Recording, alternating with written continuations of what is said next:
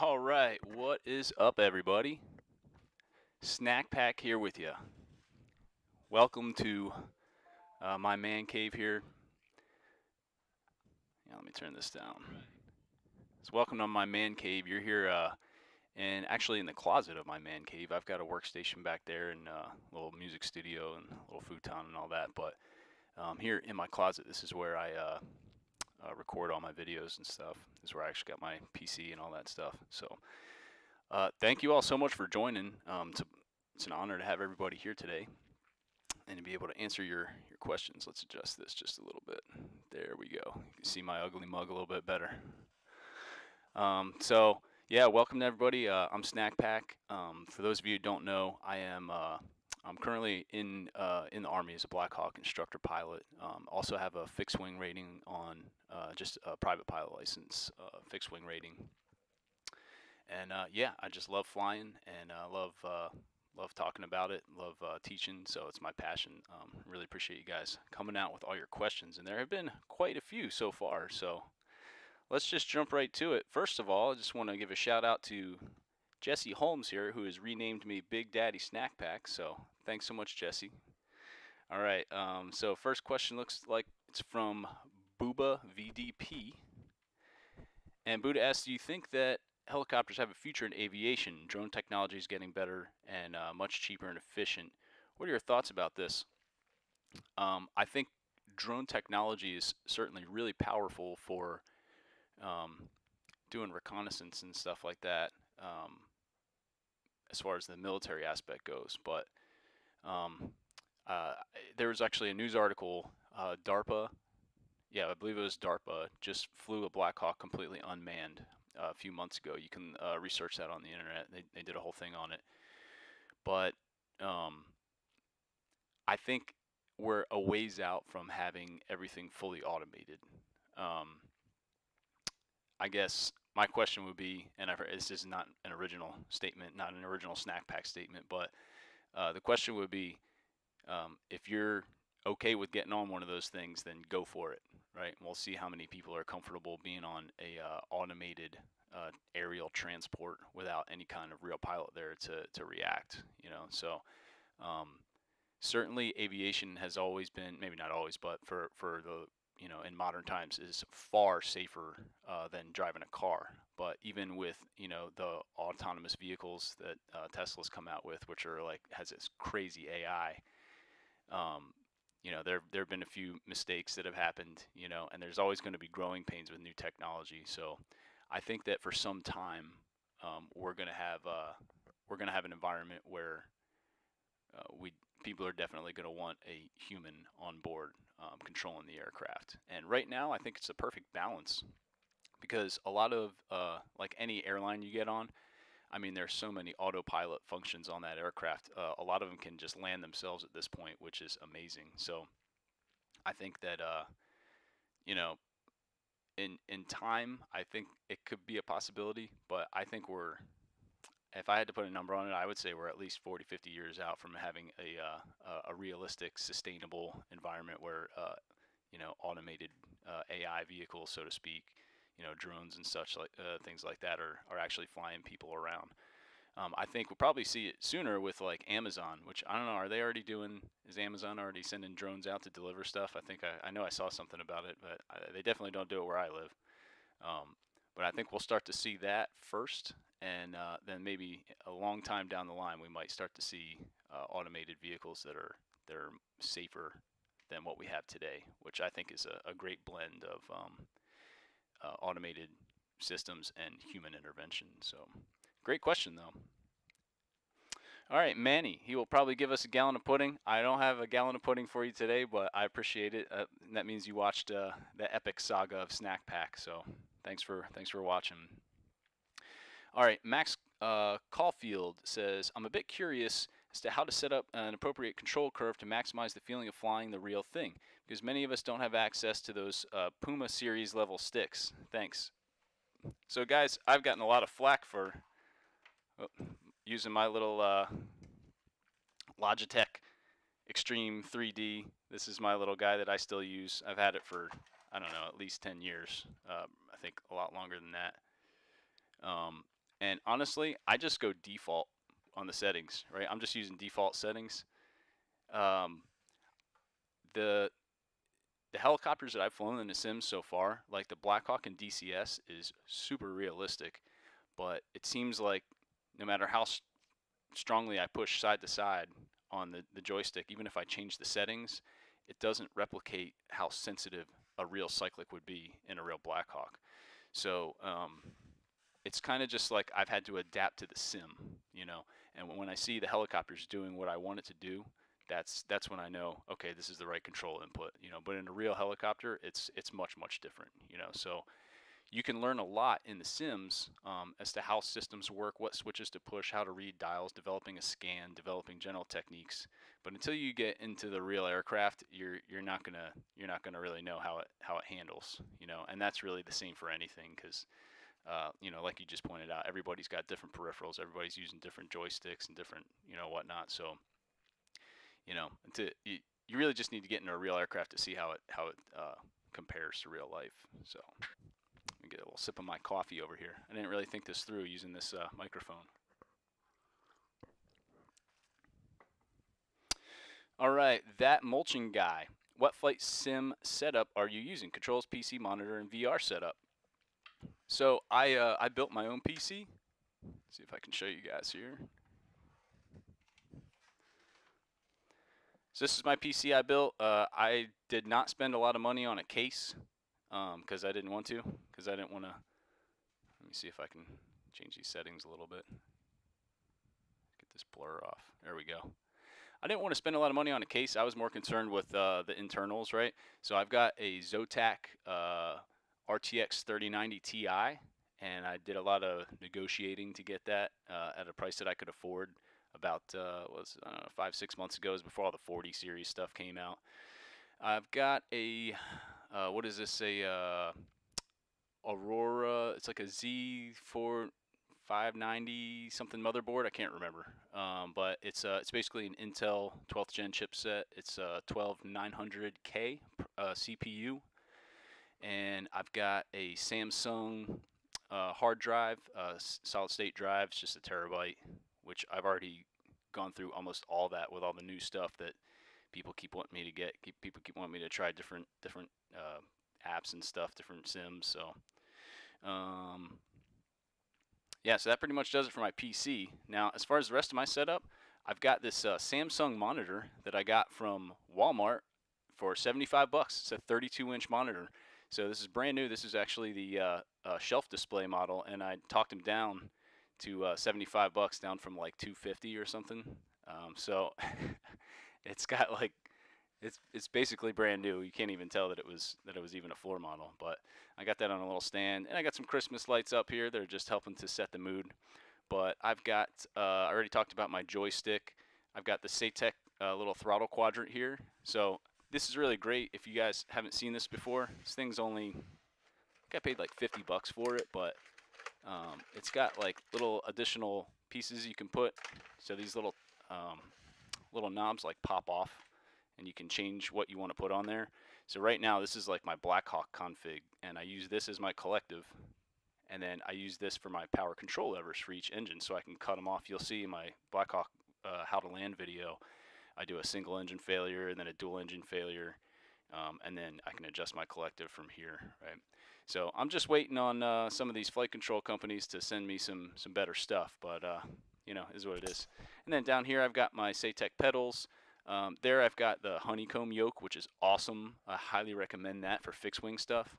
And I've kind of done some wire management down here. This is where I put my phone to record my feet for the pedals. Right here, and I gotta fix this thing here, but this is, a lot of people ask how I connect my Bose A20 to the computer, and that is this little guy. It's a Flight Sounds FSX-GA. So Bose, or I'm sorry, General Aviation headsets have a 1/4 inch for the your speakers, your headphones, and then for the microphone it uses this. I'm kind of messing with the audio there. For the microphone it uses like a slightly smaller, I think it's like a 0.22 inch, some kind of weird jack, but that's pretty standard for general aviation. But anyway, yeah, you can get this little adapter. It just hooks up with USB, and I really like it a lot. So, and then up here I've got the Reverb G2 that I use for VR. That's connected, and then I got the little controllers down there. So that is my rig.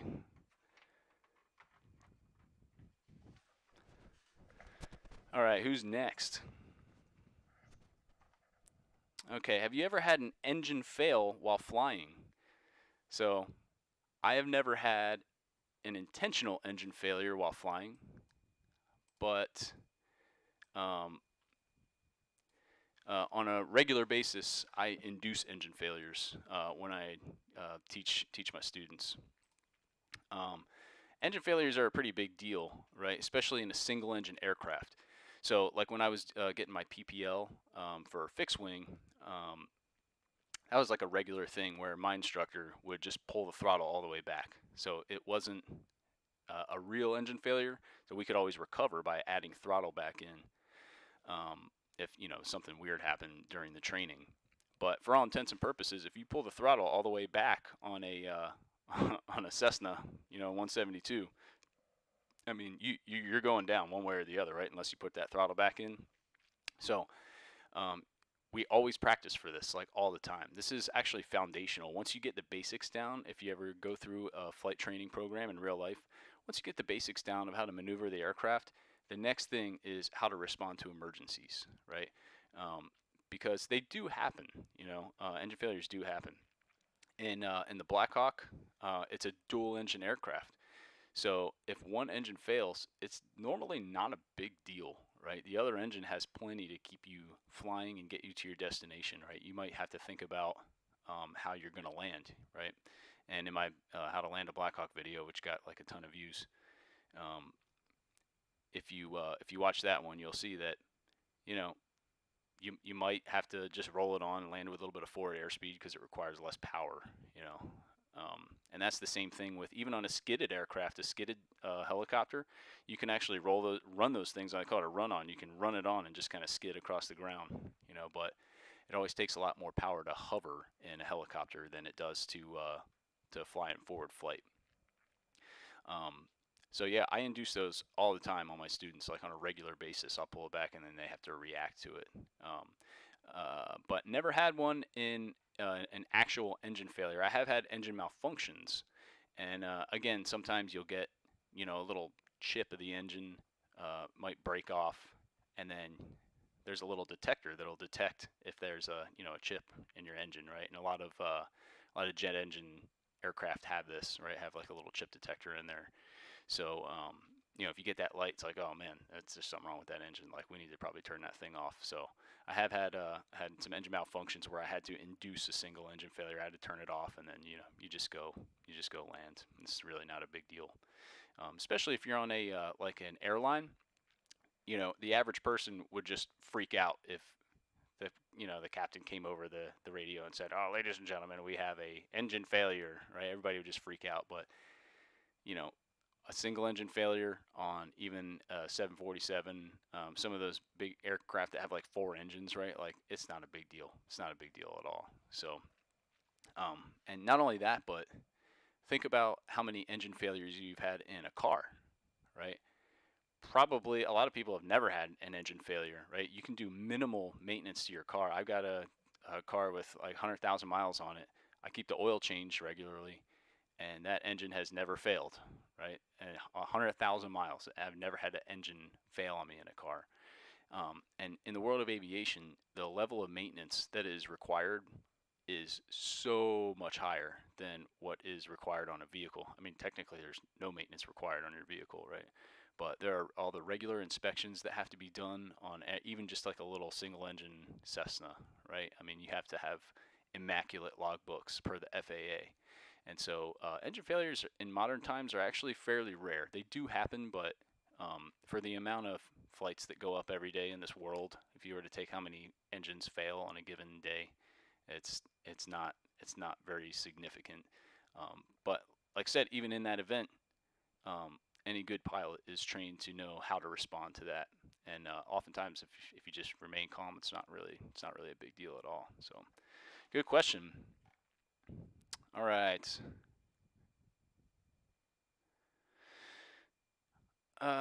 Max Caulfield again. He says, you said earlier, if it wants to drift, let it drift. That helped me a lot. Now I'm doing hover so much better. Over controlling is the root of all evil. Yeah, that the hardest thing for beginner helicopter students to learn is how to hover, right? Because we equate it to the analogy of standing up on a beach ball, right? So you have all these different controls, and each one, as you move it, it's affecting the other one. So it can be really difficult to hover at first, and you just got to get a feel for it. I mean, it's really just like driving a car. Like eventually, at first, it's you're slamming that brake pedal, and everybody in the car lunges forward, and their seat belts lock up. But after a while, you get the feel of it, and it's the same thing with a helicopter. But yeah, over controlling is definitely the biggest error that novice helicopter students make, and the fixed wing students as well. But yeah, my best advice if you're trying to learn how to hover, like even in the simulator, if the helicopter starts drifting one way or the other, just let it drift for a minute and apply a very slow correction to that. Just very minor corrections. The flight controls are very sensitive on helicopters, and they really need to be, but they're very sensitive. So finding what we call the hover button on a helicopter can be tricky, but just let it drift a little bit and then just slowly add your correction in, and then after a while you won't even need to let it drift. But at first it's helpful to just kind of let the helicopter do what it wants to do. Obviously don't drift into a building or a tree or anything. Try to maintain your position as best you can. But drifting a little bit forward after lateral, it's not a huge deal as long as you eventually correct for it and just make minor little adjustments and start with that, and eventually you'll see, oh great, I'm starting to get used to making whatever correction is necessary to kind of hold my position there. Cool. All right, that mulching guy is asking if I have any tips or advice for someone considering the street to seat program. So my advice would be that if being an Army aviator is something that you really think is for you, I would get on it like ASAP. Keep in mind, if you make this decision, you're looking at, if you get accepted, you're looking at about a 12-year commitment. Because the first 2 years are all training, and then once you finish training, it's a 10-year service obligation. So just make sure it's something that you can see through to the end. And most people I know who are in the job have no issue with that. It's a really great career. You definitely work hard. And you will earn your pay for sure. But getting to fly, these multi-million-dollar aircraft with thousands of horsepower, and flying right above the trees at 120 knots, it's pretty awesome. I can't imagine doing anything else. Maybe one day being an airline pilot or something, I guess. I don't know, but for the time being, I can't. There's not really many other places where you can get the adrenaline rush of flying a helicopter, and the modes of flight that we do. But even just general aviation is so much fun. I actually really enjoy just flying little single engine airplanes around. It's so much fun to me. It's a lot less stress than a big aircraft like a Black Hawk, because it's much more complex. But a little single engine aircraft is a lot of fun. But to get started, the first thing, if anybody's looking to go street to seat, first thing is to stop by your recruiter, Army recruiter. Now, be careful with the recruiters. Right now, the Army is a little bit under strength, so they're looking to recruit a lot of new recruits, and they'll try to sell you on like, well, you should enlist first, and go from there, and you have a really good chance of getting picked up as a warrant officer in the Army flight program, and that's true, but you can also just go straight to seat, as you already know. So just make sure that, for the recruiter, it's probably easier to get somebody to enlist, because applying for the warrant officer flight program is a lot more complex. There's a lot more paperwork and things that need to be submitted, things that need to happen and get checked off a checklist. So yeah, I would say start with your recruiter and get the ball rolling. Start studying for what they call the Sif Test, the selection instrument for flight training. I was one of the first people to take the Sif test. It used to be called the AFAST, I think, and they replaced it with the SIFT. And The thing about the Sif test is you get 2 tries to pass it, right? If you don't pass it on the second try, like that's it. You can never be a pilot in the Army ever.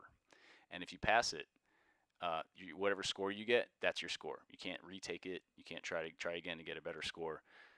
At least this is how it was when I came through. So a lot of these things do change over time, but I believe that's still the case for the SIFT. It's been a few years since I've looked at that. But yeah, so I actually applied street to seat and didn't get accepted back in like 2012. It was like during the drawdown, I think. And I ended up enlisting, and then about a year later, I dropped another packet and I got picked up. But when I dropped that packet from active duty, my SIFT score was still valid. I thought I was going to have to retake it, and they're like, nope, still good. So it's good to go. So you definitely want to prepare your best for that. If you're not so good at math, just go on YouTube and just look up like math, finite math, and like basic algebra. I remember the math part was kind of like it adapted to you. So it asked me some algebra stuff, and I was like, oh yeah, I think I remember that from high school. Yeah, x plus y, whatever. And then it started to get into like trig and calculus, and I was like, I don't remember any of that. And then it just stopped. It's like math part is done, So, but there weren't any study guides when I took it, so there's study guides now. So buy a SIF study guide and start looking through what kind of questions are on there. I would start looking through the first couple chapters of the FAA Helicopter Handbook. That's available for free on the FAA website. You can just Google FAA Helicopter Handbook. The first couple chapters of that will tell you a lot of the basic concepts that we have to deal with on a regular basis to fly a helicopter. So that's a really great piece of reading material that's available for free. If you want to go further in depth, there's something called the Fundamentals of Flight, TC 3-04.4, which is an Army publication that is available to the public, and anybody can go read that. You can look it up on the Army Publishing Directorate, and that's got all kinds of aerodynamic stuff that we teach at the flight school in the Army. So getting prepared for the SIF test is a big thing. Also getting yourself physically prepared. So you're going to want to start running a lot. Army likes running. So if you don't like running, then just go start liking to run, because you'll be doing a lot of it. And definitely get yourself in shape. The next thing you'd have to do after you pass the SIF test is get a flight physical. So make sure you're in good health is obviously pretty paramount to being a pilot. You can't have you having a stroke or anything, or having a seizure in the middle of a flight. So you can imagine that could be quite disastrous. So they'll do a pretty thorough scan and make sure you're fit to fly. But there are I know a lot of people who are like, well, I could never be an Army pilot because my vision is bad. I'm like 20/30 on my both eyes. Well, as far as I understand, as long as your vision is correctable to 20/20, meaning you can put some glasses on and you can see. I think even contacts are allowed, or PRK surgery, I believe, is allowed now. You'd have to do some research, but as long as they're correctable, you can get in. So there's also waivers for things. They might give you a waiver if you have some certain condition where it's like, okay, well, we'll make a we'll let it slide this time, and they'll put a little waiver in your records. So don't ever give up just because you think that maybe you don't qualify. But yeah, I think that's where to start, is to go to your recruiter, make sure that you make it clear that you are interested in becoming a warrant officer for the flight training program, and you want to start the packet. And if you definitely want to be a pilot, you want to go straight in as a pilot, make it clear to them, like, yeah, I'm not interested in enlisting right now. What I want to do is try to, for a board, put my packet up into a board, and that's what I want to do. You're going to need letters of recommendation. There's a lot to the packet, so the recruiter will show you how to get started. And there's even, let me see here.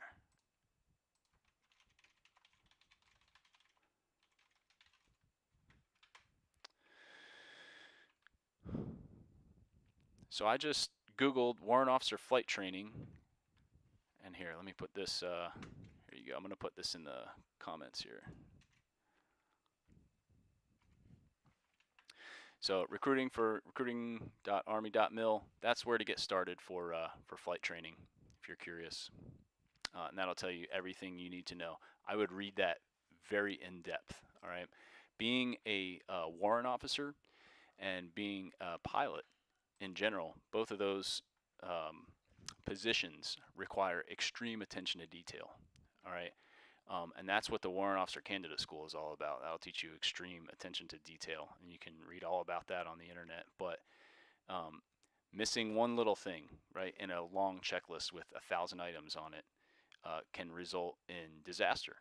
And I've actually had a couple times where, one time in particular, where I missed a step on a checklist, and I ended up in severe icing conditions, completely IMC in a foreign country, and my blade de-ice failed in extreme icing conditions because I forgot this one step, and we ended up just relaxed. Okay, what's going on here? Calm down. Let's try to figure this out, and ended up finding the switch, and we figured it out, and we got it all worked out. But anyway, attention to detail is a really big thing in being a pilot or being a warrant officer. So if you are interested in getting started in this career, that website is something I would read pretty thoroughly. I would pretty much read every piece of that whole website, and that'll get you started. So, all right. Holy crap! There's a lot of questions here. All right. All right. What gear does Snak Pak use? I already talked about that a little bit. King Poopra just says landing. Not sure what. All right, Army Aviator, what boots am I rocking? Of course, I'm rocking the Rocky S2Vs. What kind of question is that? Why would I not be wearing the Rockies? Any tips for finding a reference point when doing hover, like 15-foot front area? So it really depends. If it's Clear Blue 22, if it's like day VFR and I'm trying to hover, I think the easiest place to look at is about 45 degrees on my side, whichever side I'm sitting on.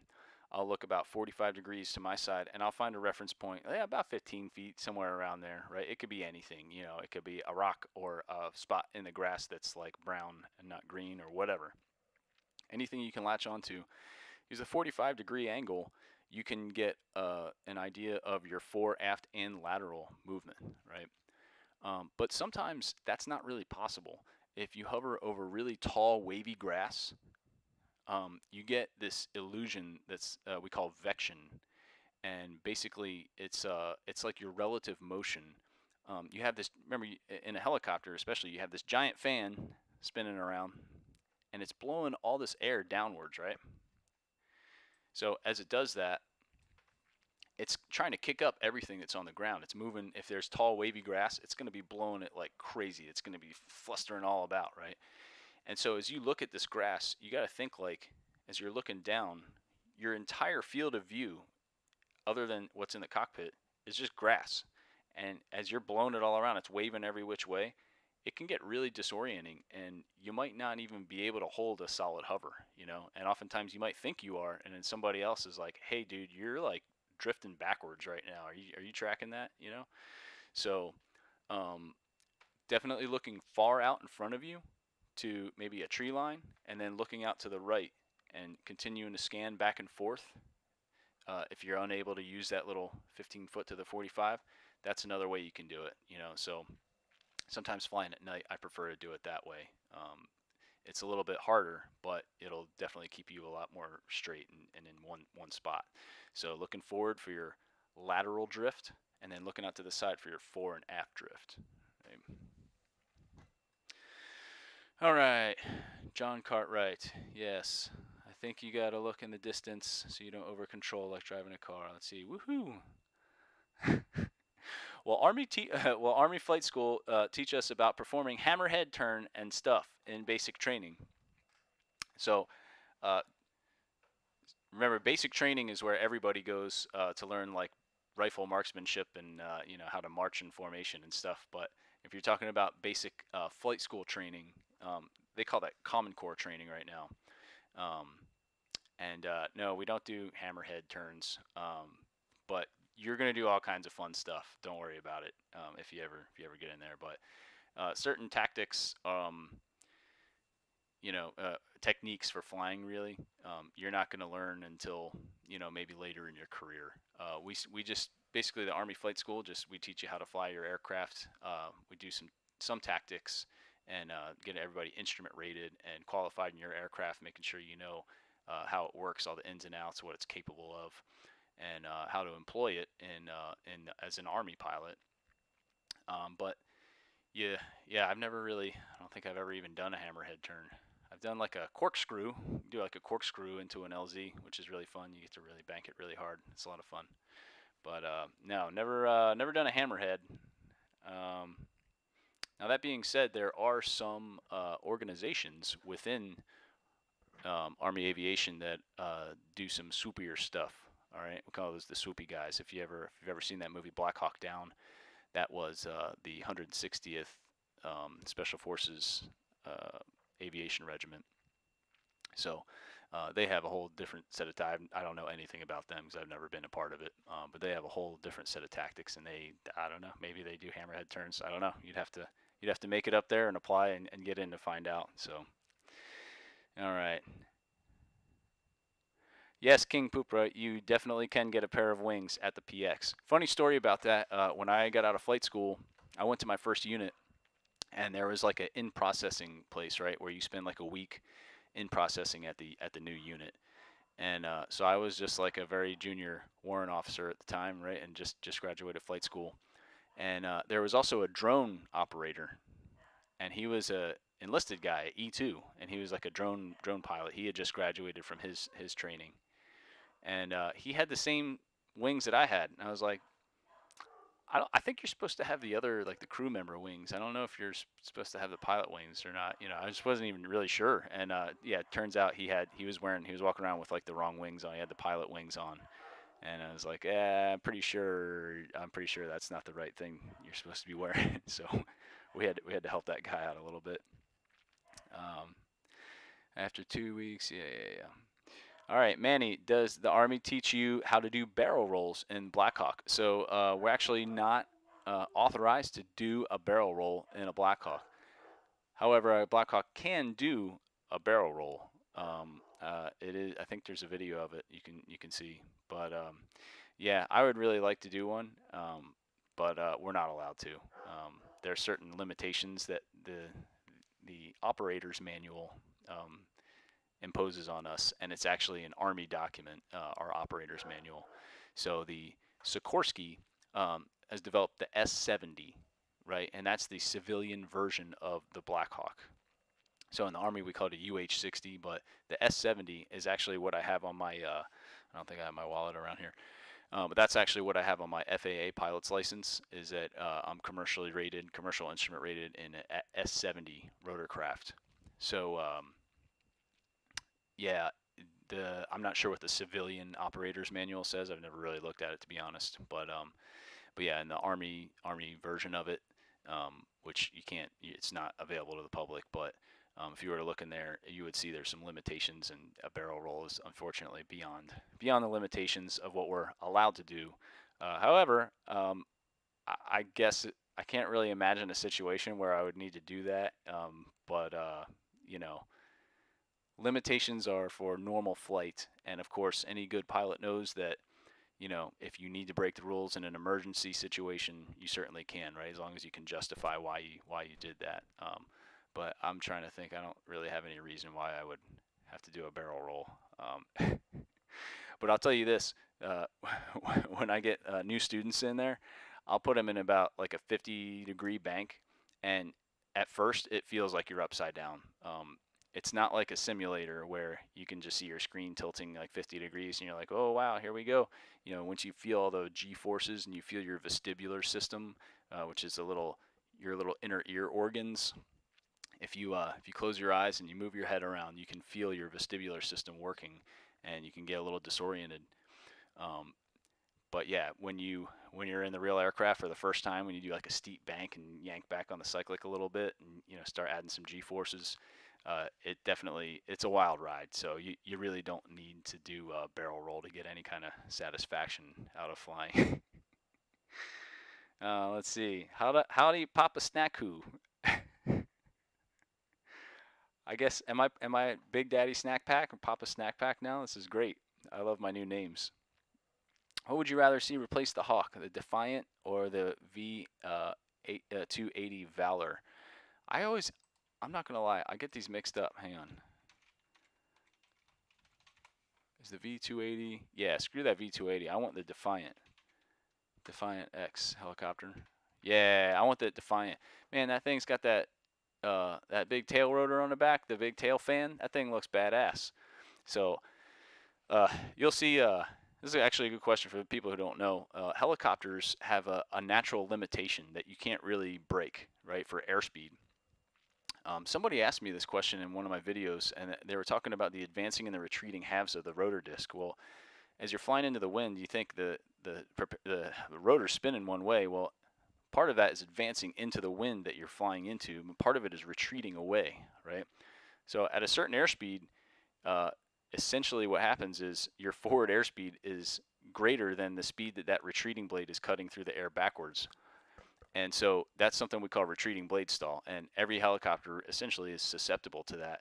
But that Defiant has a coaxial rotor system, which is not a new development. There's I think there's a Russian helicopter. Russian helicopters have the same thing. There's a couple other ones that have that idea. So you essentially, each disc would hit retreating blade stall at the same time, and they would kind of cancel each other out.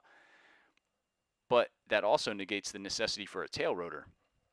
I guess you just apply torque on one of the rotors, or have them apply torque in the opposite direction. I'm trying to think about, if I was an engineer, how I'd work that math out. But you don't really need a tail rotor anymore. So instead, they put this big ass fan on the back, and it looks cool as hell. And so now we've eliminated retreating blade stall, and now that thing can fly. I've read varying numbers, but I think like upper 200 knots, which is hauling ass. I mean, you'd be going that'd be insane. So I would love to fly one of those.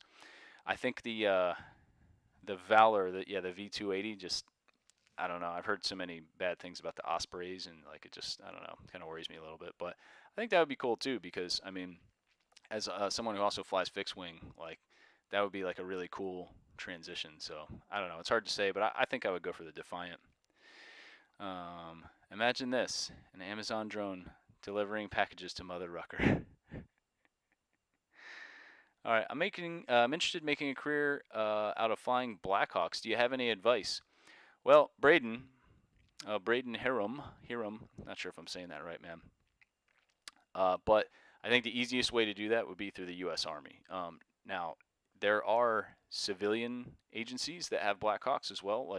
In California, they have the Firehawks, but I know they require a lot more.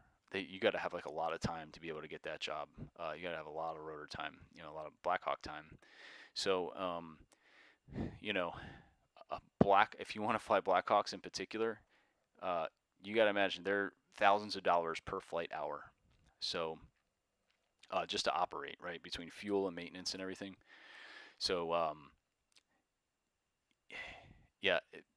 paying for that on your own, you'd have to be like a millionaire to be able to pay for your own training, So definitely going through the service of some sort is probably the way to go.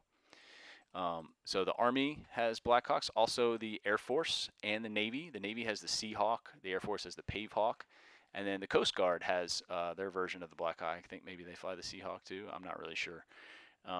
But all the services in the U.S. have Blackhawks. I don't know about the Marines. I'm not sure if they do or not. You'd have to ask, but I don't think they do. Like I said, I was just talking about how to do that in the Army. If you want to go street to seat, how to go start with your recruiter and get ready for the Sif test. That's probably the way to go. I think that's kind of like your options, is to join the U.S. military, and they'll train you up. Let's see. What got you into flying? What's the full resume for Snak Pak? So I actually wanted to be a pilot since I was a little kid, and I got into music in high school, and then I ended up going to school for music, and became a musician for a little while, and then I just I didn't really like the music industry. Once I got into it, I realized that it really wasn't for me. I liked it doing it as a hobby, and I didn't really want to do it anymore as a career. So I kind of reverted back to flying. But ever since I was a little kid, I wanted to fly. I wanted to be in the Air Force and fly like fighter jets and stuff. So I was like 5, 6 years old. I had a little book, and I could identify like an F-14 from an F-16. Like I knew, I was just like a little nerd about it. But yeah, I guess it's kind of something I always wanted to do, and the Army was a really great place to get started, because they believe it or not, most people don't know this, but the Army has more aircraft than the Air Force. So we need the most pilots in the Army. So it's definitely um, a more approachable place to get in. Whereas the Air Force, I believe they still require a 4-year degree to become a pilot in the Air Force. And I believe that's true for the Navy as well. I'd have to double check. But in the Army, you don't need any college. Don't need any college at all. You can, in fact, you can graduate high school and you can go straight into becoming a pilot. So when I was in the warrant officer candidate school, I was already in my 30s at the time, and this is what you go through first. So if you were to go street to seat, you would go to basic training first, and then they would send you to the warrant officer candidate school where you become a warrant officer. And after that, there's a few other classes you got to do. You got to do the survival school, which there's all kinds of fun stuff written about that, which some of it's maybe not necessarily true, but it's classified, so you can't really talk about it. But it's definitely, that's an experience. But you do survival school, and then you do flight school, and then you finally get to your unit. All that takes about 2 years to get through it all. But what was I saying here? I totally lost my train of thought. I went off on a tangent. I don't even remember what I was saying. What was that? Yeah, what got you into flying? Okay. Well, hopefully I got to your answer somewhere. I don't even know where I was going with that. But all right, let's skip over to Ryan W. It would be interesting to see you and CW Lemoyne do a Q&A together. Former fighter pilot who's been getting his help rating recently. Oh, helo rating, I guess. He's been testing the Puma controls. Yeah, that's yeah. I'll check that dude out. Jesse Holmes, I see helicopters that seem to be flying lower than airplanes. Why is that? Is it not safe to fly helicopters high like a plane? No, you can fly helicopters at the same altitudes as. Let me see how I want to phrase this. You can fly helicopters low or you can fly them high, right? Helicopters can typically fly much lower than airplanes on a normal basis, and that's because in the event of an engine failure, we have ways to get down on the ground, right, safely. An airplane requires forward airspeed in order to land, right? So even like a small Cessna, you got to be doing at least like 60 knots, which is like it's probably close to like 70 miles per hour. You've got to be going pretty fast to come in and land that thing, or else the wings are not going to generate enough lift. All right, and you're gonna what's gonna happen is the wing is gonna stall, right? We talk about stalls in like an engine, right? And like your car, oh, my car's stalling out. It's a little bit different than that. When we talk about a stall for a wing, we're talking about the wings going through the air, but there's not enough dynamic and static pressure differential on the top and bottom of the wing to generate lift, right? So I'm getting a little advanced here, but essentially you need forward airspeed to land a airplane. But a helicopter you don't. You can just come straight down, right? Because essentially the rotor disc, the blades on the rotor disc are continuously spinning, and they are always in forward flight. Even if you're at a hover, the rotor blades think that they're going forward, right? Because of that circular motion, right? They're continuously cutting into the wind with a lot of power behind them, and it's generating that lift, right? As soon as you pull up on the collective stick, all the blades, the pitch of all the blades starts going up, and then the engines start working harder to make sure they don't drag, and they generate that lift. So, yeah, helicopters are better apt to flying low. If you have a single engine failure in an aircraft, right, or a complete engine failure, you need to start gliding, and you need to immediately find a place to set it down, like in some open field. So, they teach you the ABCs in fixed wing. right? Engine failure, ABCs. Airspeed. What's my best glide airspeed? Usually it's about 65 knots for like a Cessna 172, if I recall. So immediately get to that airspeed. B is for best place to land. What's the best place to land around here? All right, cool. And then C, checklist, right? Get the checklist out, try to get that engine restarted. But the first thing you do is get to that best glide airspeed so that you have the best chance, you have the most time to react and figure out what the hell you're going to do, and instead of just falling out of the sky, right? So yeah, good question to Jesse. It's also a cool thing about helicopters is that we get to fly low a lot of times. You have to really dig into the FAR to learn about how you can fly low legally. But especially in the armed forces, if you're flying helicopters, a lot of times you'll see restricted areas on a VFR sectional map, right? And a lot of times those are just dedicated to military training, and we can go into there and we can fly right above the treetops, which is like super fun, super cool. All right, CW rules. I gotta figure out who the CW guy is. I don't even know who he is. CW Le Mans. Going through Army flight school for the 60 mic, I hated when the IPs made me do random auto rotations. Kamsule Adi. Hi there. Do flight sims help in helicopter training? I was assigned to fly on the Black Hawk in about 1 year and was wondering if I could head start the learning process. Absolutely, you can. So what you need to do is figure out if you're supposed to be flying Limas or Mikes. If you're flying the or some other variant. If you're flying the Lima model, I would definitely get the one in DCS.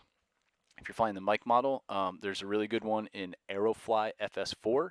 It's pretty good. The flight director still needs a little work, and I know they're still working on it, but it's pretty accurate to where you're at. Now, I'll tell you this: flying in VR in these headsets or in these simulators, it looks like you're right there in the cockpit. I mean, especially that 60 Lima, like that dude did an amazing job on that. It's a little too good, actually. So, but you're not gonna get the proprioceptive feel, right? Or not proprioceptive, the vestibular feel, like I was talking about earlier with the inner ear, how it actually feels and how it feels on the seat of your pants, the proprioceptive feeling of flying a helicopter. So that's something that you're only gonna get in the real aircraft. Even in the really advanced simulators that we use for training, they still don't fly like the real helicopter. They're really great for certain things. So certain things like instrument flight. All right, simulators are amazing for instrument flight. Also for responding to emergencies, they're awesome, right? And general, just figuring out where everything is in your cockpit, where the switches are, doing a startup, right? Starting up an advanced aircraft like a Black Hawk or even like a 747. There's a very extensive checklist you have to go through, and there's a lot happening, and there's a lot of checks you need to do. There's a lot of stuff you need to know about the what engine parameters you're looking for at certain times, right? What caution lights and advisories you're looking for at certain times during the run-up sequence. So, when I have students out there, it's like their first time trying to start up a Black Hawk. It'll take them like an hour, and I'm just sitting there like, okay. Here we go. Like they're like, where is this switch? Sort of looking. I can't remember where the hydraulic switch is. And then they eventually find it, and I just have to sit there and be patient. And it's just what it is. But simulators are definitely really good for stuff like that. Getting used to your cockpit. And the flying part, everybody gets it. Like eventually. Some people it takes a little longer than others, and it's nothing to stress about. I guess there are a couple people who I've flown with who are just not really good even after a few years, but most people get it. You eventually figure out how to control the helicopter or the airplane, whatever you're training on. So I step away in 1 second for let's see here. What is the best duty for a candidate during what? Oh, I'm sorry, I skipped over a few guys here. Facts. Let's see. Cletus started Common Core last week. It's a hell of a process, but it's worth it. Yeah, it's definitely an adventure. But that first flight is like, it makes it all worth it. Like, oh man, I'm finally here. Rob H. My son asked about flying career for Blackhawks. He has the opportunity to get ACEL PPL that spring. Do you think this would be helpful if he got PPL before applying for warrant officer? So yes and no, and here's why I say that. I think that having any kind of flight training before you go to flight school is going to benefit you, right? It's going to help and it'll make things easier.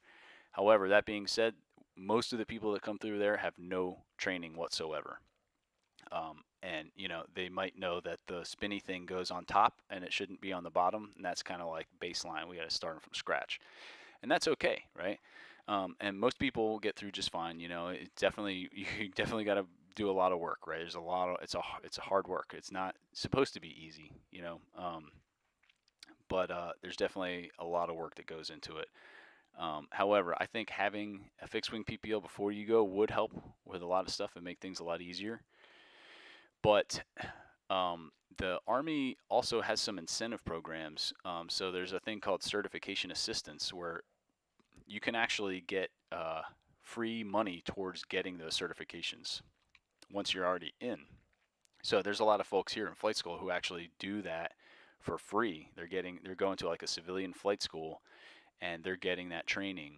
It's one of the benefits that they get as an active duty or reserve or guard service member, and they're getting that benefit and they're going to get it while they're here in flight school. So I would say if you have the money to burn, and it's probably going to cost definitely more than $10,000, somewhere between 10 and 20 grand for an entry level pilot to get a PPL. It's going to be somewhere between 10 and 20 grand, I think. That would be a good estimate. You could get a closer estimate if you find a flight school that does that, that sort of thing. But yeah, if you got the money to burn, then sure, you can go for it and make your life a little easier. But other than that, I would say it's not super worth it because he'll definitely learn all that stuff in flight school, and you won't have to pay for it. Jesse Holmes, what is the best duty for a candidate during walks, in your opinion? Well, I would say the song officer, but they don't do that anymore. So, all right. Funny guy make you laugh. Did you hear about the plastic surgeon that hung himself? I did not. All right. What's a hammerhead turn? Yeah, there you go. KA52. That's what I was talking about. Yeah, with the tandem, the coaxial rotor disc. Thoughts on 160th? Well, no official thoughts. Exquisite Squid 4. I guess there's 3 other exquisite squids already, and you had to be number 4. That's amusing. Yeah, the 160th, they're a bunch of cool dudes. Yeah, don't know much about them. It's you can definitely read. There's some really great book by Mike Durant. A couple of great books by Mike Durant. He was the pilot who got captured during the raid in Somalia in Mogadishu, which is basically the plot of Black Hawk Down. It was, I believe, his Black Hawk was the first to go down, and he got captured by some of the gangs over there in Mogadishu that they were trying to settle down. But Mike Durant has some really good books out. You can read. There's one that's called The Night Stalkers that has some super cool stories in there, and yeah, I would also some really hard stories. There's also a really cool article that came out. I can't remember his name. There's a CW5 who's like one of the lead planners for the 160th, and he released this article about the Bin Laden raid, and there's a lot of stuff in there where I was like, wow, I was like surprised that that was allowed to be made public. But super cool article if you look that up. I can't remember the guy's name, but it was really fun to read. So yeah, the 160th does a lot of cool stuff. But yeah, I hear that getting selected is very tough. You definitely have to be at the top of your game to get into there, and yeah, they stay busy. I'll tell you that. They got a lot of stuff to do.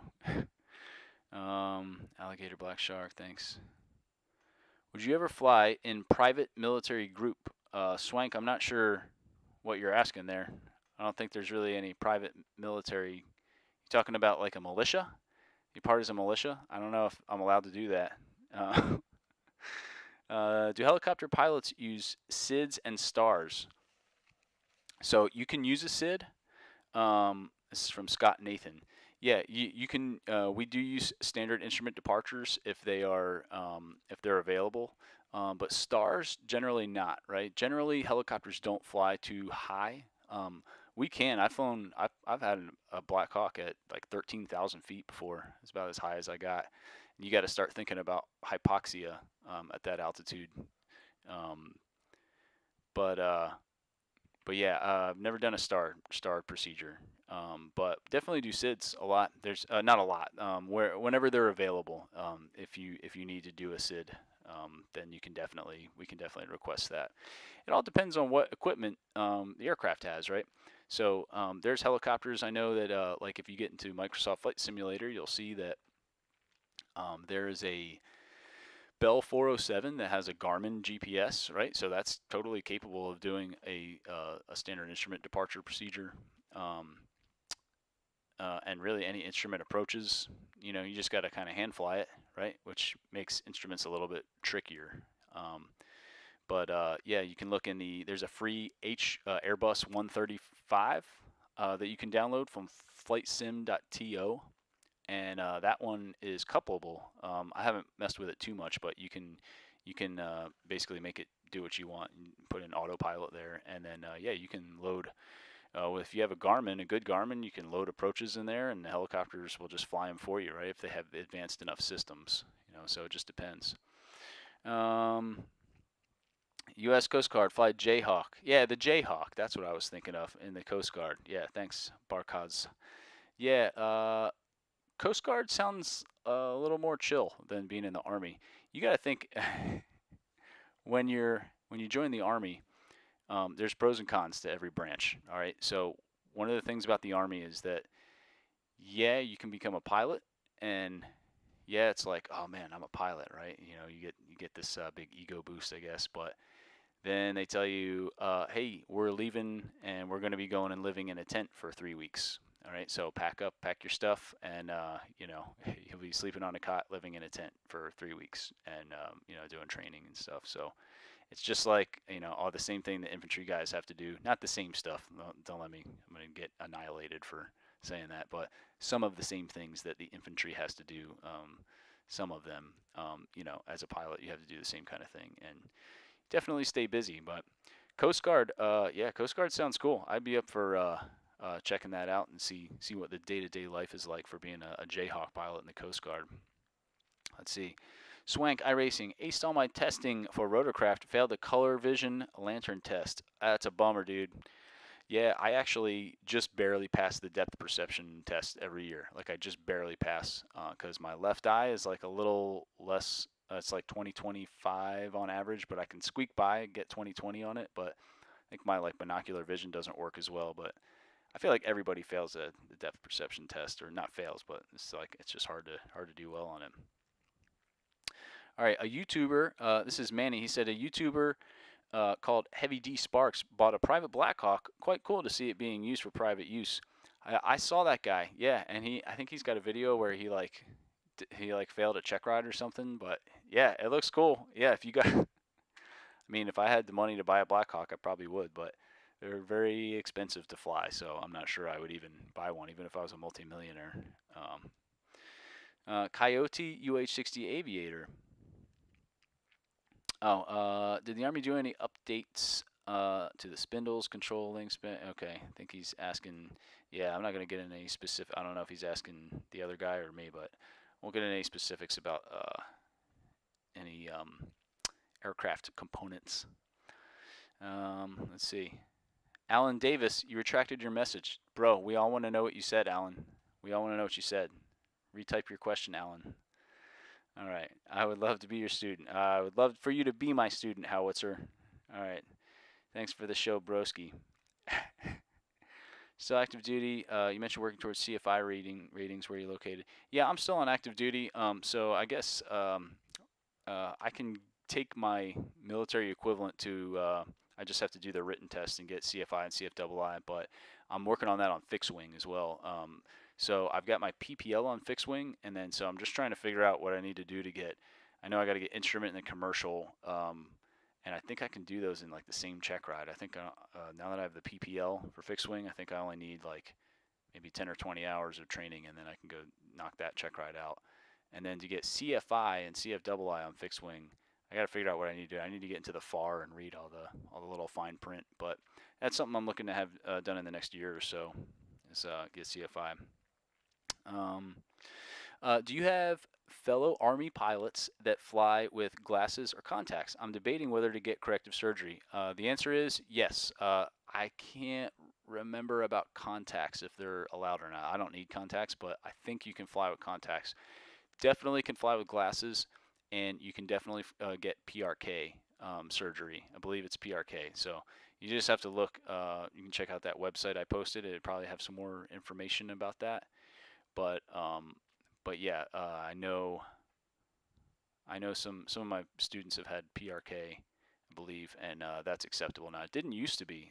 It used to be like a no-go, but I think they've decided that it's it's good enough for normal use. It's successful. It has a success rate high enough to where it's it's not going to mess anybody's eyes up or whatever. But kind of scary. I think they while you're awake, they scrape your eye with something, or I don't know. I would not want to do that. But who knows, But I think they give you some good drugs or something, so you don't really care that they're scraping your eye away or something. But that's just what I've heard. I'm definitely not a doctor, not qualified to even be talking about it. However, yes, some to answer your question, some I do know fellow pilots who fly with glasses for sure. Let's see. Do you think you'll be making any more flight simulator video? Yeah, I'm going to be making a ton more. I'm trying to make this a really diverse, my YouTube channel really diverse. I was hoping to get a lot more. I've got a lot of simmers who have been watching my stuff and commenting, and they're like, "Oh yeah, I play DCS. I love DCS," and that's awesome. But I'm trying to get a more diverse audience, and hopefully get more people who are interested in either becoming a pilot or in training and just need some help with certain things. So I'm really trying to use the flight simulators as a teaching tool, because I can't really get into a Black Hawk and have a recording device and everything in there. It's not really allowed. So I can't really do it from the real aircraft. And then I guess I could just make some videos of me just sitting here telling you things. But being in the flight simulator, I can show you exactly how everything works. I can get into Microsoft Flight Simulator in the Bell 407 and turn on the fluid dynamics, where you can actually see the air passing through the rotor system and how it changes as you manipulate the flight controls and all that. So yeah, I'm definitely I'm planning on doing a lot more. I'm looking to do at least a video a week, maybe two, on a range of topics. And if you go to the community page on my YouTube channel, you can see I put up a post about listing some of the things I'm planning for in the future. But yeah, by all means, if you have suggestions of specific things you'd like to see, then go ahead and make a suggestion. I'll try to work it in. Have you ever heard of Arma 3 and or the Hatchet 60 mod? I have heard of this, and I saw some videos on it, and it looks pretty awesome. I've got, like I said, I got my whole hard drive, I have a terabyte hard drive almost completely taken up with flight simulator stuff, so I think I need to just get a new, I gotta get like a 3 terabyte hard drive or something, but I don't even think I have enough room to get Arma on there right now. But it is something I am planning on checking out in the future, and maybe one day I'd like to do like a comparison video of all the different Blackhawks that are available for different flight simulators. There's one that there's a guy working on in Microsoft Flight Simulator. I think Microsoft Flight Simulator is the best, just because the visuals are awesome and the cockpits so far are great, and it's the whole planet. Like, it's just insane. You can fly anywhere, and it's all in 3D, and it looks like remarkably like real life. And that's super cool to me, to be able to fly from one airport to another and, do all the instrument approaches and stuff like that. So I'm really hoping that there's that Black Hawk that's in development. It's a work in progress. You can download it from flightsim.to. And it's looking really good for where it's at, but it definitely, I hope they continue working on that thing. I would pay $100 to have that thing fully functional in Microsoft Flight Simulator, because that would be like the main source of flight instruction I'd be doing if I could get that. But we'll see what happens in the future. I was just going to ask for a video of your settings in Microsoft Flight Sim for VR. Yeah, you're having bad stutters, Alan. Hey, there's Alan. There's your question. Hey, thanks. Thanks for posting that, Alan. Yeah, man. I got everything like on pretty much ultra, just because I spent basically an irresponsible amount of money on this PC. So I'm running everything on ultra. I do use the OpenXR toolkit that seems to give you a few more FPS in VR. But I think I got a couple things turned down just a little bit, but pretty much everything's on ultra. And I guess I know I was getting like 40 frames per second with one current setup I had going. I was just continuing to tweak things here and there, but I'm not the guy to ask on that. There's definitely some really smart people out there on YouTube who are like blow my mind. I'm just like trying to learn how to set my stuff up as well as they do, but it's just like really in depth. There's a lot to go into it. Um, let's see. You can do both at the same time at 250 hours. The ATP is 800 hours. Okay, I guess you guys are talking to each other. Yeah, you guys stop talking to each other. This is my no, I'm just kidding. All right, I'm in the reserves and I'm an E3 going for E4. This is neighborhood P going for E4, and I'm able to take the Sif test. But what are the requirements though? So there's no requirements as far as I understand to take the Sif test. I believe you need a GT score of 110. I think that's the minimum GT score that they'll allow you to have to take the Sif test. So the good news is if you don't have a GT score of 110, if you go to the education center at your base or the closest base to you, they have free kind of like it's kind of like I've never been to it, but it's kind of like a study hall kind of deal. And there's people who will help work with you on like math and algebra and stuff like that, and reading comprehension. I don't know, whatever it is to help get your GT score up. So you can always do that and then retake your what was that called? The ASVAB? I guess you kind of retake the ASVAB, or I'm not really sure, but the education center would be your resource. They will be able to talk to you about that if your GT score is not up. But aside from that, you might need like a letter from your commander. But any education center should, in theory, be able to administer the Sif test. And yeah, I would just hit up the closest one to you. If you said you're in the reserves, so I'm not sure where the closest like big base to you is, but contacting their education center is going to be your point of reference for that. And then yeah, as long as you have the GT score and then whatever else they tell you, maybe it's a letter from the commander, I don't know, but you should be able to just go in there and take it. Now I would caution you, right? Remember, at Sif test, you get 2 tries.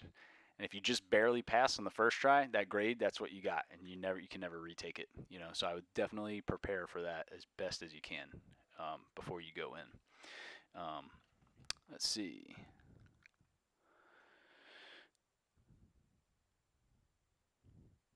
Tyson Ransom says, "Hey, how do you connect your Bose headset to your PC?" So I talked about that when I was going over my PC setup. So just whenever we're done with this, you can just watch the video in the earlier parts, and you can see my whole setup, and it shows I show how I hook it up. But it's just a little adapter. And how was Fort Rucker for flight school? I actually graduated from there as a 15 Papa. Love me some 15 Papas. You guys make the world go round. It's it's Fort Rucker. It's soon to be renamed. I believe it's officially going to be called Fort Novacell now. I think they made that official, and that's coming up here. I think in a few weeks they're going to change the name. I'm not sure. You have to look it up. But Fort Rucker's, there's not much there. It's not not like a bustling metropolis of of a city, but it's nice. I mean, Fort Rucker's not so bad.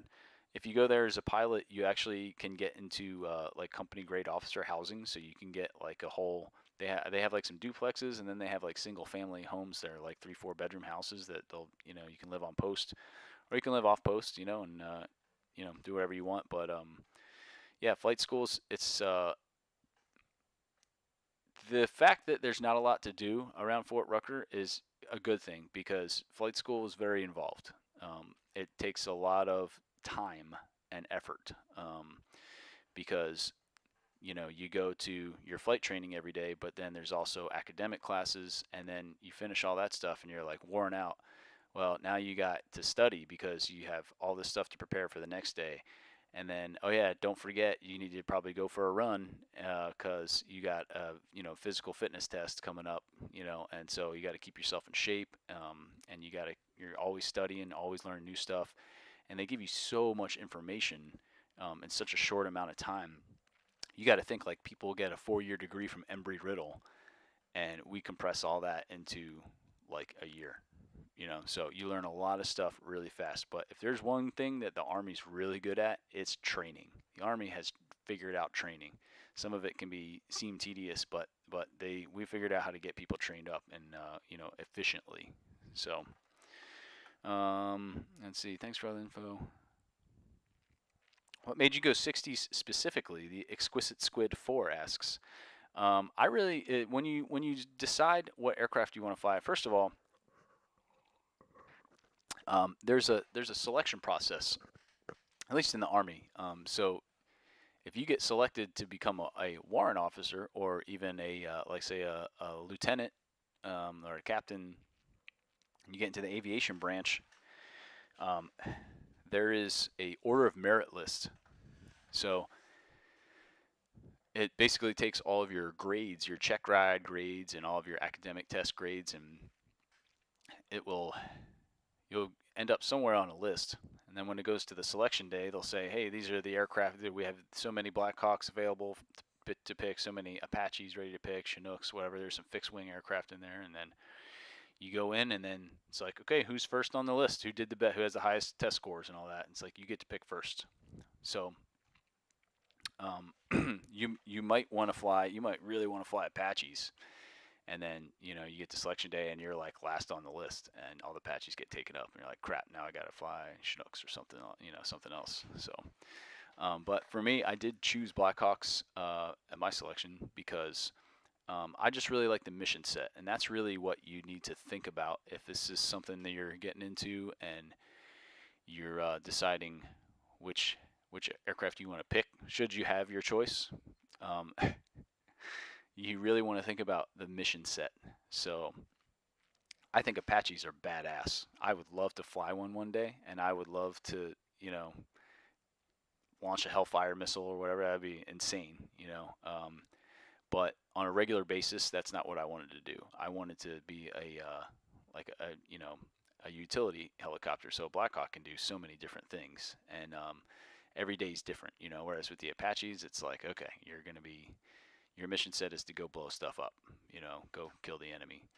And that's also, there's nothing wrong with that. I think it's awesome, but they also have to be really careful about ROE.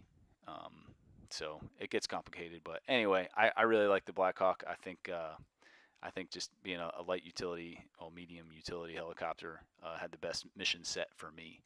And I've never done medevac, but if I ever went to a medevac company, I think that would be awesome, to go and do medevac. But also, troop transport, air assaults, doing Bambi buckets, right? Like putting out fires with a bucket full of water, it's just awesome. What a Blackhawk can do is just what really drove me to want to be a Blackhawk pilot. So let's see. Thanks for all the info. Let's see. Justin Filson says, I was a bang bang. Love me some 11 bang bangs. Had PRK is the way to go. They told us in the info portion that the non-PRK makes a flap and had problem with air jumpers and flat brake. Oh, okay. PRK has no flight or jump limits. Nice.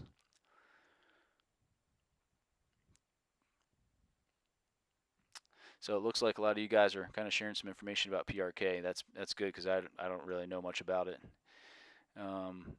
Thanks, Rob H. I appreciate it.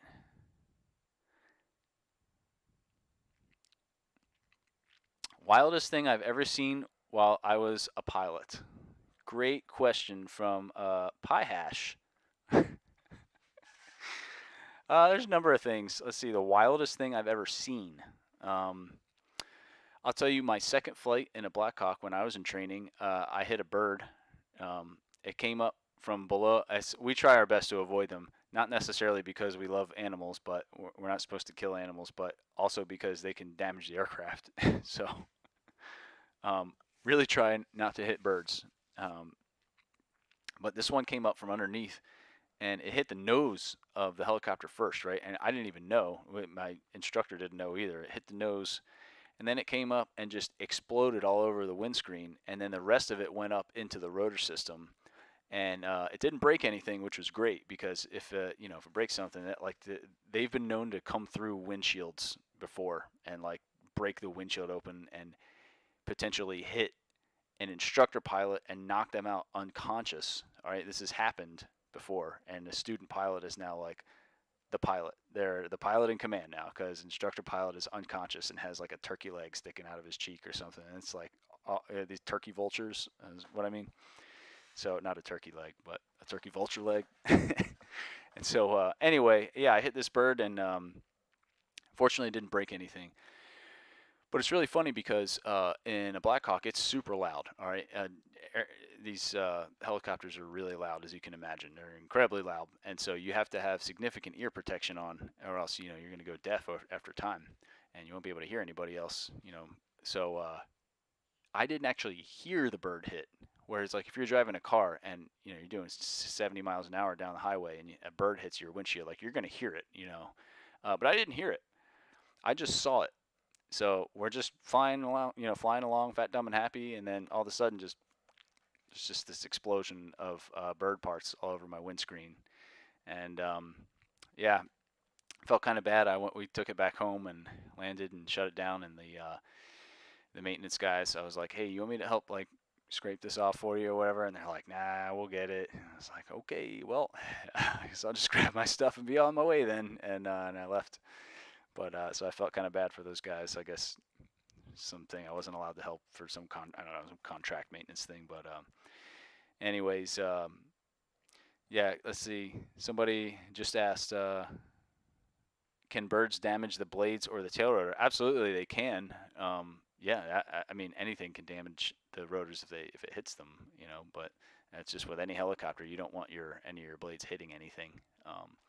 But you'd be surprised. Helicopters can take a lot. The blades can take quite a bit. There is a video, in fact, of the filming for one of the Fast and Furious movies. I'm not a big fan of those, but I guess there was one that had a Black Hawk that was like chained to a car in some chase sequence or whatever.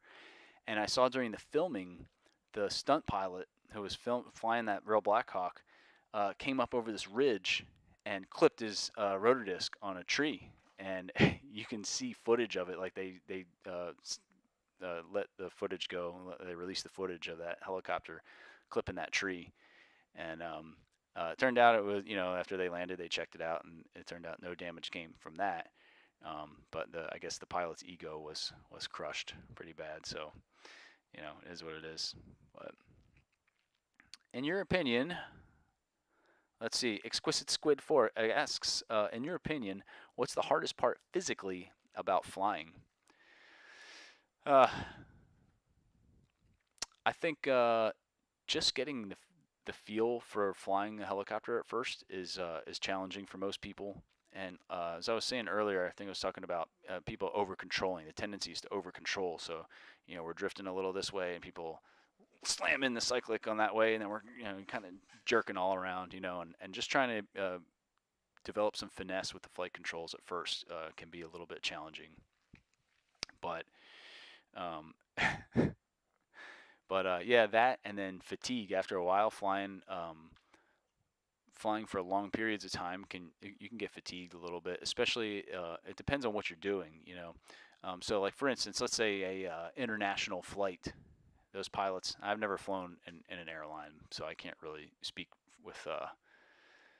from experience on this, but I would assume that being a pilot in an airliner and flying across the Atlantic to Europe, I mean, what are you going to do? You're going to take off, you get all your clearances and everything, you take off, and then you push the autopilot button and you just chill. And then one of them probably go take a nap, and then they'll swap out, And so I think it's less difficult to get fatigued in that scenario.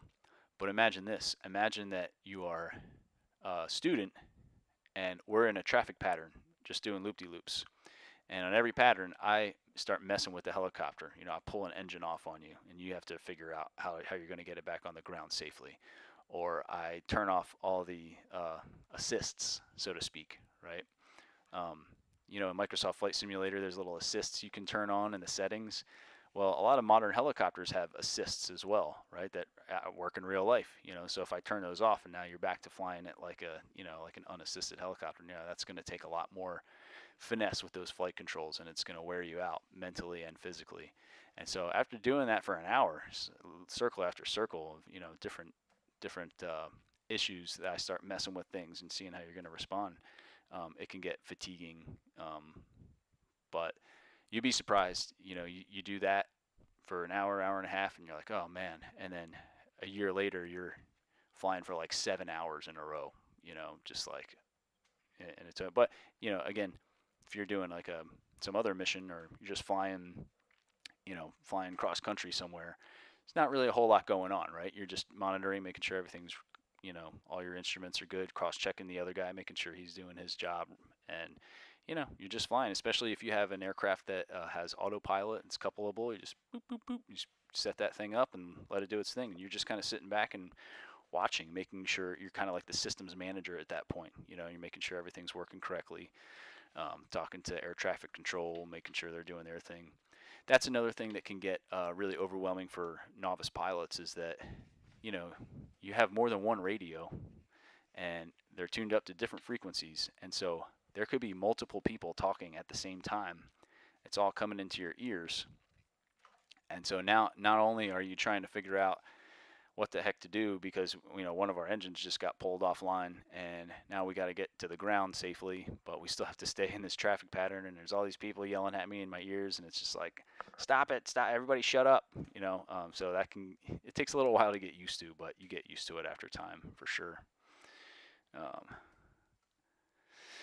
Let's see, William Arnotts says, would you fly Apache on DCS? Yes, I would, but I think I have to pay like $60 for that thing, man. So I don't know. We'll see. I saw there's another guy who is like, I guess he used to be an Apache pilot, and he's got a YouTube channel where he does some crazy Apache stuff. So yeah, I think he's already got the market cornered on that one. So I'm not sure if I'll ever be doing anything like that. Maybe I'll try it out. I don't know. We'll see. Okay, Josh Burns 333. I guess there's 332 Josh Burns, and you were just the unlucky guy who got 333. Says, I'm trying to get into ground school for civilians. Got denied because I used to smoke weed, but I'm in a monitoring program now to get through that. Okay, well, that's good, man. Yeah, drugs are bad, okay? Yeah, I'm not sure what to tell you on that, man. Hopefully you got off the stinky stuff, and I don't know what to say, but yeah, you should be able to. It's a civilian school, and they, just because you smoked weed in the past, they won't let you in. I've never really heard of that. Usually, get into ground school for civilians. Yeah, I'm not sure what ground school you're trying to get into, but I did a civilian flight school for my PPL, and they didn't ask me if I had ever smoked weed or not, so I'm not. Yeah. Yeah, just try to stay away from that stuff. Let's see, bird versus bird. Blackhawk wins. Yes, indeed it did. That day. Okay, Kamsule Adi says, would you advise investing in a good active noise canceling headset early in your pilot career? Yeah, absolutely. If you can afford it, this Bose A20, it's awesome. All right, it is not cheap. It was not cheap, but it's pretty awesome. And one of the great features about it is that it has Bluetooth. I hope Bose is gonna like start sponsoring me to start telling you guys about how awesome their headsets are. But the noise canceling works great. All right, actually, I think my dogs were barking earlier, and I could like barely hear it, so they're just going ape shit in the other room, and I'm good to go over here. But yeah, the Bose A20 is pretty awesome. It has Bluetooth functionality, and I know there's a lot of other headsets that have Bluetooth functionality, but let me see if I can show you. It's got like this little controller here that you can clip to your leg, and you can adjust the volume in each of your ears. You can adjust your Bluetooth volume. There's a couple other little settings on there. The great thing about having Bluetooth on your headset is that you can make phone calls. And so you can call 1-800-WEATHER BRIEF, or you can call, so you can get weather information. You can call and open up flight plans, which if you have ForeFlight, that's a way easier way to do it anyway. But you can also call ATIS phone numbers. So let's say you're flying in a little Cessna and you only have one VHF radio, right? And let's say you have that on flight following, your flight doing like VFR flight following, right? And you're getting close to your destination and you want to get the weather information. And it's like, man, well, I guess I got to off-tune this. And it's a pain in the ass. You got to call ATC, say, hey, I'm going to off-tune temporarily to get the weather. And like, yeah, roger that. And you're changing all this stuff. And maybe you're the only pilot and you're like trying to fly and do all this stuff at once. Well, what you could also do is just set up, if you know your destination before you leave, which you should, save the AWAS or the ASOS or ATIS phone number into your favorites, right? And you can even do it from your iPad. Connect to Bluetooth. You can just dial that number. If you're flying along, you can still be up flight following with air traffic control on your Victor radio, and then you can listen to the weather information at your destination airport. You can get it that way, and it saves you a lot of time. So I guess it's like a minor convenience, but definitely having Bluetooth in a headset is awesome to have, right? Especially if you're limited on radios in your cockpit. And then, if it's a long cross country, you can put on your jams, right, and listen to whatever music you want. So it's pretty cool. Let's see.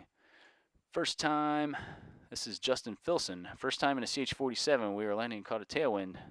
Right tire caught the runway and almost rolled the bird over. Yeah. That's one of the most dangerous things about helicopters is rolling them over when you're close to the ground.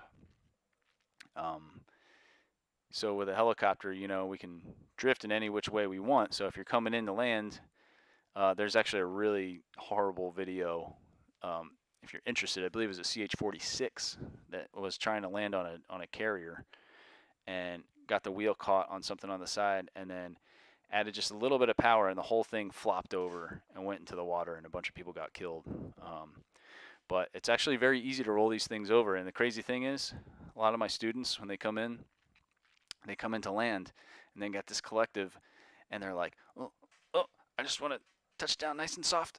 And they do this maneuver, and it's like incredibly dangerous because we're so close to the ground, and if a wheel or your landing gear gets caught on anything and you start yanking up on that collective, if you have any kind of drift in, you could easily flip the thing over, so that's why I always tell people, like, when you come into land, just as soon as you get close to the ground, start pushing down on that collective and just keep pushing down, don't pull up after you've already committed to setting the helicopter down.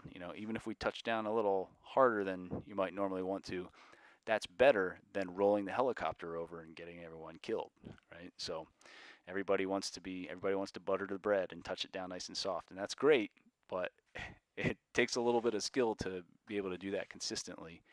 And the better idea is just to get it on the ground, drop that collective out. Would you help Heavy D Sparks get his Blackhawk ticket? Yeah, of course I would. I don't know if I'm allowed. I'd have to clear it with some people, but yeah, if Heavy D Sparks wants some help, man, I'll help you out. I'll help you fly your Blackhawk. So I'd be checking those maintenance records though, because I saw you did a lot of work to it, but I would want to make sure that thing was tip top before I get inside. But Manny, Tom Graves, Heavy D Sparks got his Blackhawk. Oh, he already got his license. Okay, great. Flew it back to Utah. That's an interesting place to live. Can you talk about how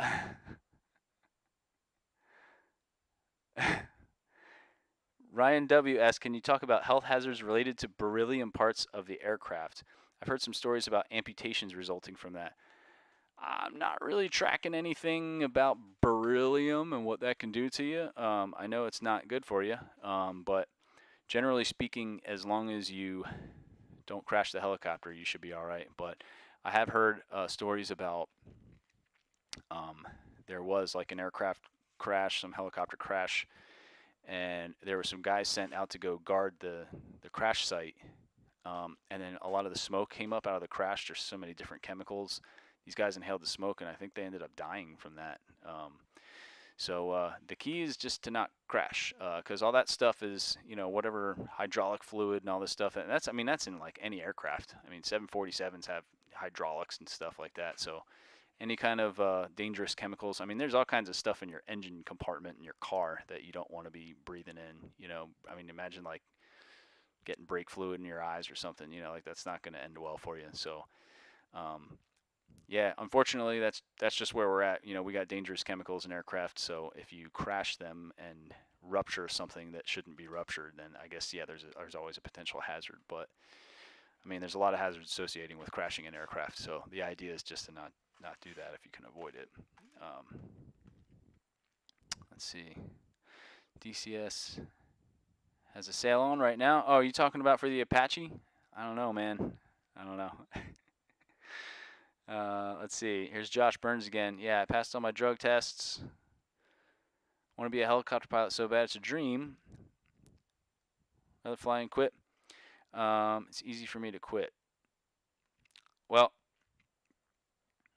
I would go talk to your Army recruiter and let them know that it was just a few times, and I don't know, they might you might be able to get a waiver for that. It's possible. I don't know. You got to talk to the Army recruiter. But I think there's some people who have gone to a recruiter and said, yeah, I smoked pot a couple times. They're going to ask you.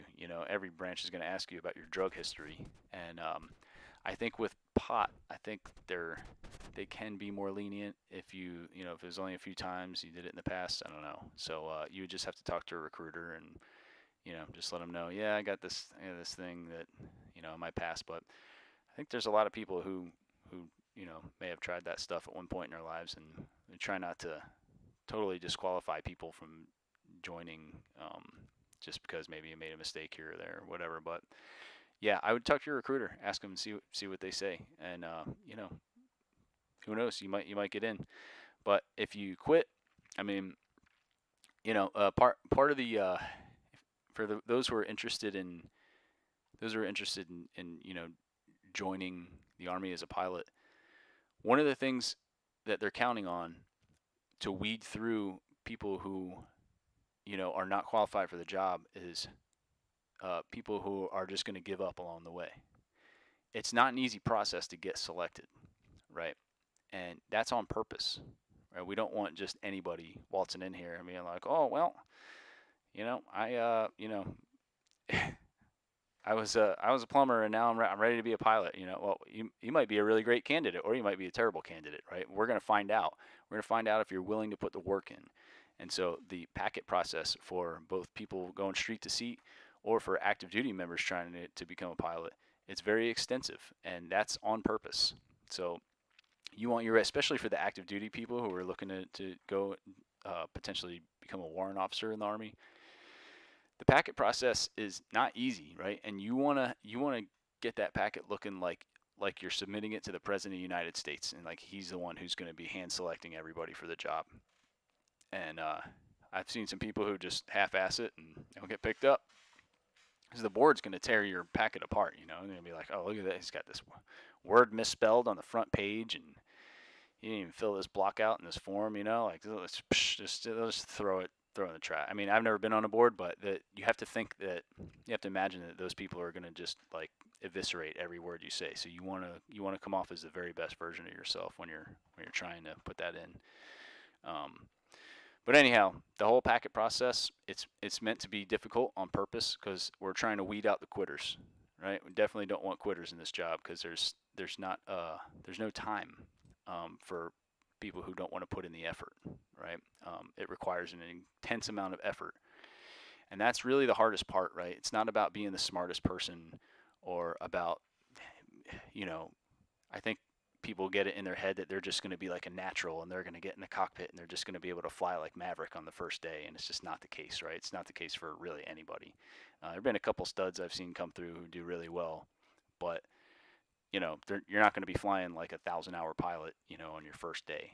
The hardest part is putting in the effort. So if you're willing to take the time and put in the effort, I think a lot of people, most people can be successful at this job, but you got to be willing to put that time in, and something I've seen with hate to say, but like the newer generation, they're just like used to things being really easy and used to things. It's like that microwave society where things are just ready instantly. Like, yeah, I want to download a 12 gigabyte file, and man, it's taking like 6 minutes. Download 12 gigabytes. Where some of us older folks remember, if you had a download speed of like 3 kilobytes per second, you were doing really good. Um, but but yeah, just that whole mentality, I think, is like people expect to get it a lot quicker, but there's a lot of effort that needs to be put in still to be a successful and a safe pilot. Um, cool. Then I mean, let's see. I use bows. Let's see, basically same as the A20 for 400. Nice. Hey, that's a good tip that Rob H just put out there about the Bose Q35. That's awesome. Yeah, A20s are pretty awesome. This is great. All right, Rob H says, my son wants to be a pilot. He is trying to decide if he should attempt a warrant officer without the private pilot or if he should get that first. Yeah, I think, wasn't that you I was talking about earlier? Yeah, I would, if he's already gotten picked up, then I would say it's not necessary. It would just be kind of icing on the cake. But if he's not been accepted yet, then that's a different story. Having a private pilot license when you're applying to become a warrant officer in the Army, I think that would look really good on a packet. If I were the one on the board, I'd be like, hey, this guy's already got his PPL. That's great, man. Like, he's probably going to succeed. He's already proven that he can pass a check ride in the civilian world, which is pretty stringent, and a civilian, my check ride was pretty stringent. My evaluator was, he wasn't just there to, give me an easy A. He was like, you're going to earn this, so if I saw that for an applicant, I would say that would look really good. Cool. Awesome. Well, it looks like that's everybody's questions. Dang, we've been here for like an hour and a half already. So, hey, thanks everybody for joining me for this live Q&A. This was a lot of fun. I really appreciate all the questions, and I really appreciate everybody who's liked and subscribed on my YouTube channel, and really trying to build that into something that a lot of people can benefit from. And it's definitely all you folks who are commenting on the videos who are kind of helping the community of flight simming and people who are interested in aviation, potentially making it a career, keeping that little flame alight. It's all you guys who are keeping the conversations going. So thanks so much to all you guys. Really appreciate you joining me, and be having some really cool videos coming out soon. So let me know on my little community page if you have anything you'd like to see in particular, and I'll try to make it happen in the future. So thanks so much for joining us, guys. Snak Pak's out.